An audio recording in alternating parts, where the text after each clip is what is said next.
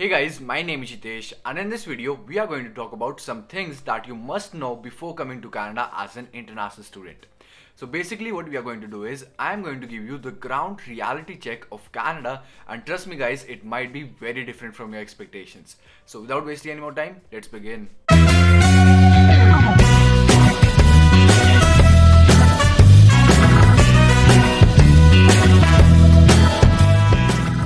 So first of all guys, इस video को बनाने के पीछे मेरा एक ही मोटिव है कि दोस्तों मैं ऐसे बहुत सारे स्टूडेंट्स को देखता हूं जो इंडिया से ही कनाडा की एक इमेज बना के रखते हैं। वो अपने माइंड में सोच के रखते हैं कि यार मैं तो कनाडा जाऊंगा, जाते ही मैं मस्टैंग खरीद लूंगा, या मैं चैलेंजर खरीद लूंगा, या मैं एक बड़ा घर खरीद लूंगा।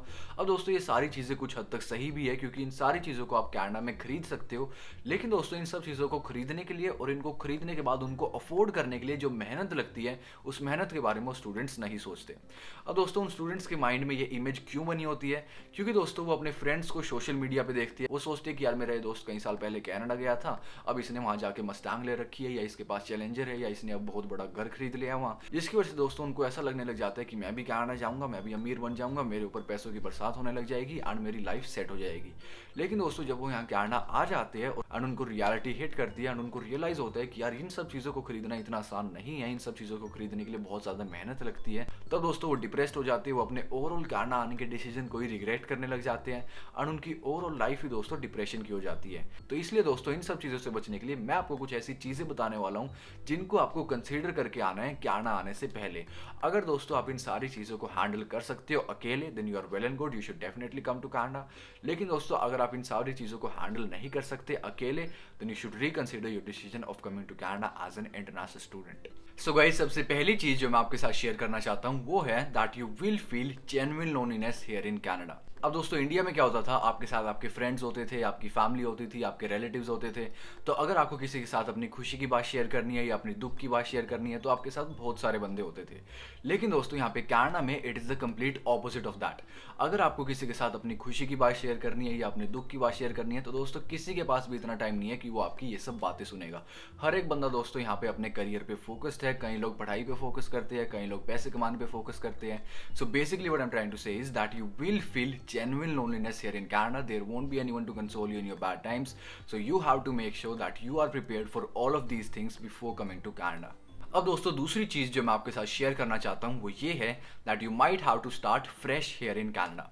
Now what I mean by that is, so let's assume guys कि आप इंडिया में कोई एक हाई लेवल की जॉब कर रहे थे, किसी एमएनसी में आप रीजनल हेड थे या आप जोनल हेड थे, और आपके अंडर मान लीजिए 200 बंदे काम कर रहे थे या 300 बंदे काम कर रहे थे, या फिर आप कोई एक बिजनेस ओनर थे एंड आपके अंदर 20 बंदे थे, आपके अंडर 30 बंदे थे। सो उस केस में दोस्तों क्या होता है, आपका इंडिया में एक स्टेटस था, आपकी रिस्पेक्ट थी। लेकिन दोस्तों यहाँ पे कनाडा में आने के बाद क्या होगा, there are very high chances that you might have to start from the bottom again and you will have to work your way to the top step by step. So हो सकता है दोस्तों कि यहाँ पे कनाडा में आने के बाद आपको सबसे लो लेवल की जॉब मिले एंड जिस लेवल की जॉब आप इंडिया में कर रहे थे उस लेवल की जॉब यहाँ कनाडा में पहुंचने तक हो सकता है आपको 2 साल लग जाए, 3 साल लग जाए, 4 साल लग जाए, 5 साल लग जाए।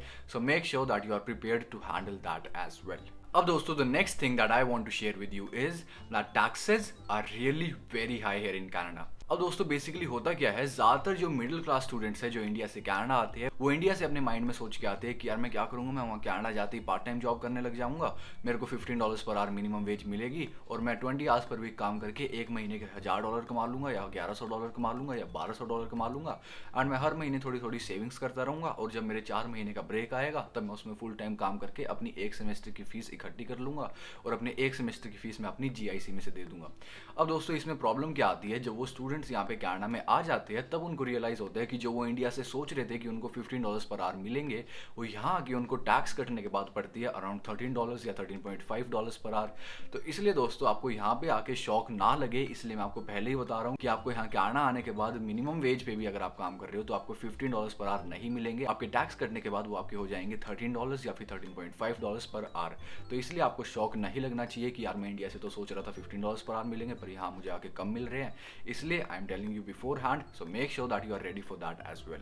अब दोस्तों अगली चीज़ जो मैं आपके साथ शेयर करना चाहता हूँ वो ये है कि यहाँ पे कनाडा का दोस्तों जो सिस्टम है वो पूरा का पूरा सिस्टम क्रेडिट बेस्ड सिस्टम है, जिसकी वजह से दोस्तों किसी भी इंडिविजुअल के लिए एक लोन लेना बहुत ही ज़्यादा आसान हो जाता है यहाँ पे कनाडा में।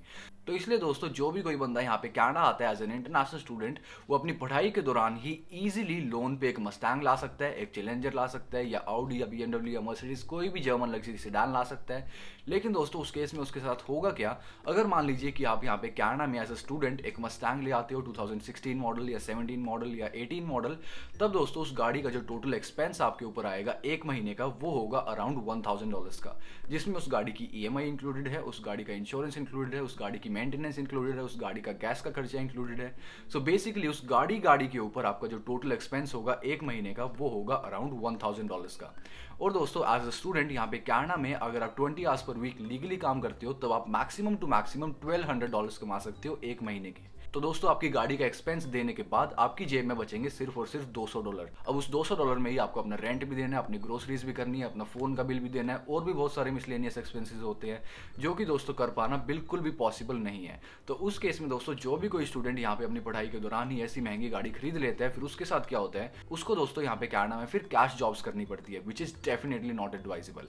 अब दोस्तों कैश जॉब्स को मैं एडवाइस क्यों नहीं करता, क्योंकि first of all cash jobs दोस्तों इलीगल है कनाडा में। अगर दोस्तों आपको कैश जॉब करते हुए कोई पकड़ लेता है और आपकी कंप्लेंट कर देता है, तब दोस्तों कैनेडियन गवर्नमेंट आपको सीधा इंडिया डिपोर्ट कर देगी। वो आपसे कुछ भी नहीं पूछेगी कि आप कैश जॉब क्यों कर रहे थे, आपका कैश जॉब करने के पीछे रीजन क्या था, आपसे कुछ भी नहीं पूछा जाएगा, आपको सीधा इंडिया डिपोर्ट कर दिया जाएगा। तो इसलिए दोस्तों आई वुड हाईली रिकमेंड कि आप अपने यहाँ पे स्टूडेंट टाइम पे तो कम से कम एक महंगी गाड़ी मत खरीदना लोन पे। अगर दोस्तों आपके लिए गाड़ी लेना मजबूरी हो जाता है, आपकी पार्ट टाइम जॉब वगैरह काफी दूर है, या फिर आपका कॉलेज काफी दूर है, आपको बहुत सारी बसेस बदल के जाना पड़ता है, तब भी दोस्तों आई वुड सजेस्ट कि आप कैश पे एक गाड़ी लेना, सस्ती सी गाड़ी अपने स्टूडेंट टाइम पे, कोई $5000 की या $6000 की या $7000 की, उससे ज्यादा महंगी गाड़ी लेना लोन पे as a student is definitely not advisable. अब दोस्तों अगली चीज़ जो मैं आपके साथ शेयर करना चाहता हूँ वो है कनाडा के कल्चर के बारे में। तो दोस्तों कनाडा में टोटल DIY कल्चर है। अब दोस्तों DIY क्या होता है, DIY की फुल फॉर्म है दोस्तों डू इट योरसेल्फ। तो बेसिकली दोस्तों इंडिया में क्या होता था, अगर आपके घर पे आपकी टैप खराब हो जाती है तो आप प्लम्बर को बुला लेते थे, अगर आपका एक स्विच खराब हो जाता है तो आप इलेक्ट्रिशियन को बुला लेते थे।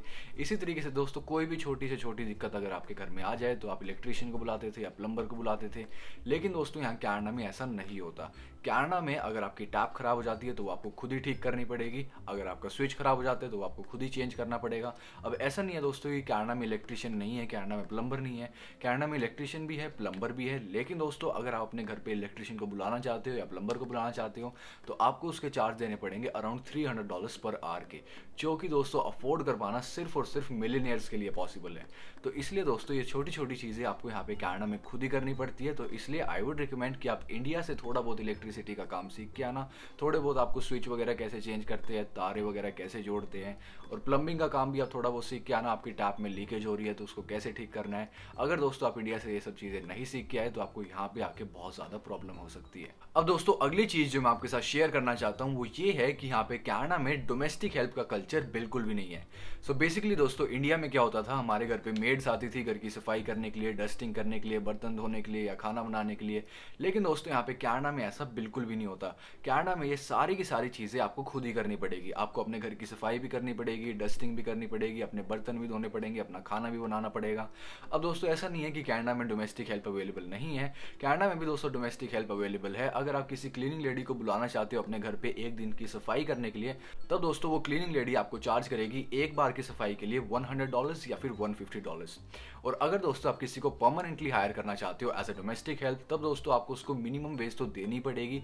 और अगर आप खुद ही मिनिमम वेज कमा रहे होगे तो आप किसी और को मिनिमम वेज कैसे दे सकते हो। सो इसलिए guys I would recommend that you learn how to cook, how to clean, how to do your utensils and all the other kinds of household work before coming to Canada as an international student. अब दोस्तों अगली चीज़ जो मैं आपके साथ share करना चाहता हूँ वो ये है कि कनाडा में हर एक चीज़ काफ़ी दूर दूर होती है। क्योंकि दोस्तों यहाँ पे कनाडा की पॉपुलेशन काफ़ी कम है लेकिन कनाडा का लैंड मास बहुत ज़्यादा है। तो इसलिए दोस्तों यहाँ पे हर एक चीज़ काफ़ी दूर दूर होती है। सो इंडिया में क्या होता था दोस्तों, अगर आपको सवेरे ब्रेड चाहिए या फिर अगर आपको दूध चाहिए, तब दोस्तों आप क्या करते थे, आप सिंपली अपने घर के नीचे जाते थे एंड आपके घर के सामने एक कन्फेक्शनरी शॉप होती थी। आप वहाँ से दूध ले लो, चाहे बिस्किट ले लो, कुछ भी आप कन्फेक्शनरी का सामान वहाँ से ले सकते थे।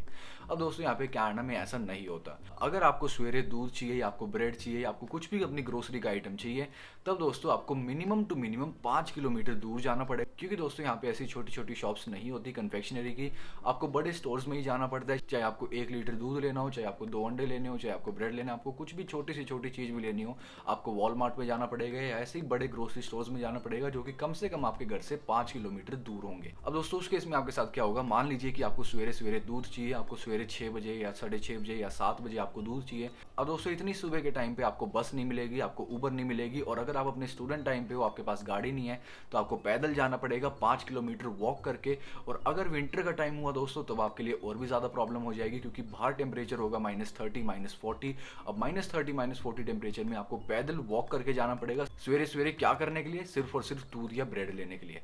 तो इसलिए दोस्तों कनाडा में आपकी फिजिकल एग्जॉशन भी होगी, आपका मेंटल एग्जॉशन भी होगी। सो मेक श्योर कि आप इन सारी चीज़ों के लिए प्रिपेयर्ड होकर आना इंडिया से ही। आपको यहाँ पे आने के बाद शौक नहीं लगना चाहिए कि यार ये क्या हो गया मेरे साथ, मुझे दूध लेने के लिए भी 5 किलोमीटर दूर जाना पड़ रहा है -40 टेम्परेचर में वॉक करके।